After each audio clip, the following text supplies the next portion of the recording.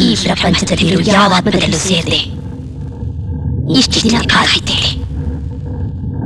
ಅವನಿಗೋಸ್ಕರ ಅವನು ಎಷ್ಟೆಷ್ಟೇ ಜನ್ಮ ಎದ್ದು ಬಂದ್ರು ಅವನನ್ನು ಬಿಡಲ್ಲ. ತಪ್ಪು, ತಿಳುವಳಿಕೆ ಇಲ್ಲದೆ ಮಾತಾಡ್ತಾ ಇದ್ಯಾ. ಸರಿ, ತಪ್ಪು, ಪಾಪ, ಪುಣ್ಯ ಎಲ್ಲದಕ್ಕೂ ಆ ಜನ್ಮದಲ್ಲಿ ಪ್ರಾಯಶ್ಚಿತ್ತವಾಗಿರುತ್ತೆ. ಸಾವು ಅನ್ನೋದು ಅವನ ಎಲ್ಲಾ ಪಾಪವನ್ನು ತೊಳೆಯಲು ಸಾಧ್ಯ. ಇದು ಅವನ ಮತ್ತೊಂದು ಪವಿತ್ರವಾದ ಜನ್ಮ. ಇಲ್ಲ, ನಿನ್ನಿಂದ ಸಾಧ್ಯವಿಲ್ಲ. ಮನುಷ್ಯನ ನಂಬಿಕೆ ದೈವಶಕ್ತಿ. ಆ ಶಕ್ತಿಯ ಸ್ವರೂಪನೇ ದುರ್ಗಾಶಕ್ತಿ. ನಾವು ಆ ದೇವಿಯ ದಾಸರು.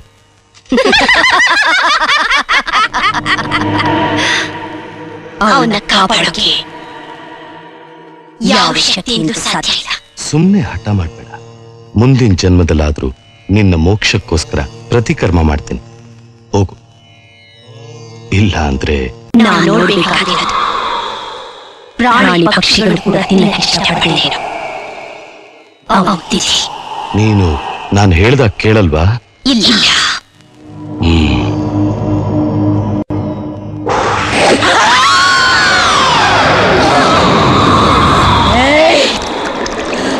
ನೀವು ಇವಳಿಂದ ನನ್ನ ಬೇರ್ಪಡಿಸಬಹುದು, ಆದರೆ ಅವನನ್ನು ಮಾತ್ರ ಸಾಧ್ಯ ಇಲ್ಲ. ನಾನು ಮತ್ತೆ ಬರ್ತೀನಿ, ಅವನನ್ನು ಕರ್ಕೊಂಡು ಹೋಗ್ತೀನಿ.